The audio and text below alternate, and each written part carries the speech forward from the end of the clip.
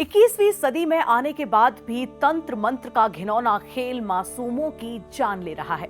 घर से प्रेत आत्मा का साया हटाने के लिए उपचार के रूप में एक दादा ने अपने ही पोते की जान ले ली। ये मामला सामने आया है आस्था की नगरी, धर्म की नगरी प्रयागराज से।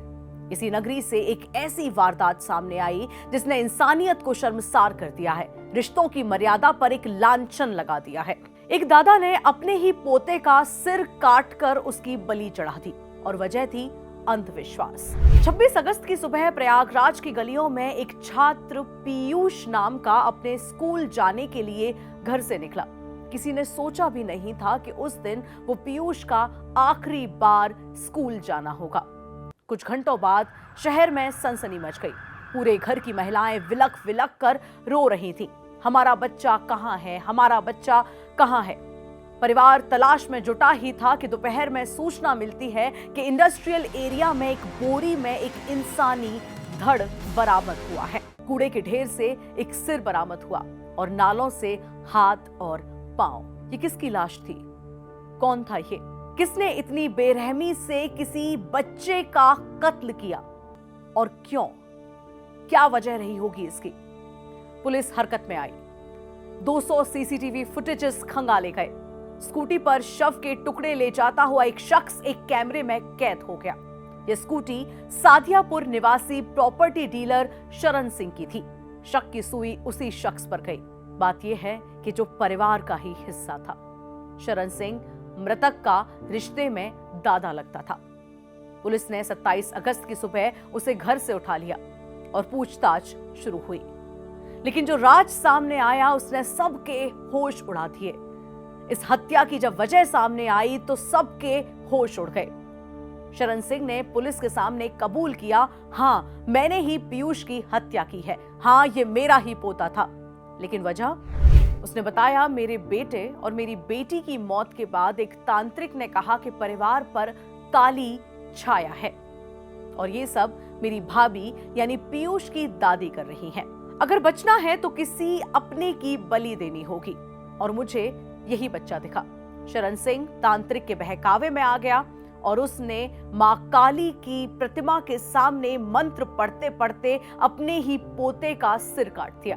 शरण ने पुलिस को बताया, मैंने इस वारदात की तैयारी पूरे 1 महीने पहले ही कर ली थी। बलि देने के लिए मैंने आरी और चापड़ खरीदा, शव को ठिकाने लगाने के लिए पॉलिथिन्स खरीदी, यहाँ तक कि खून की गंध छुपाने के लिए 4 लीटर इत्र और 100 धूप बत्तियां खरीदी। फिर बहाने से पीयूष को अपने घर बुलाया और मां काली की प्रतिमा के सामने मंत्र पढ़ते हुए उसका सिर काट दिया। इसके बाद हाथ पैर अलग कर शव के टुकड़े पॉलिथिन में भर दिए। खून की गंध न फैले इसके लिए इत्र छिड़क दिया और धूप बत्तियां जला दी। कितनी अजीब बात है। उसने पीयूष को पहले भरोसे में लिया। 1 महीने तक बार बार अक्सर स्कूल जाते वक्त उसे रोककर उससे बातें किया करता था। पीयूष से उसका चचेरा दादा बातें किया करता था ताकि बच्चा उसे अपना दोस्त समझे।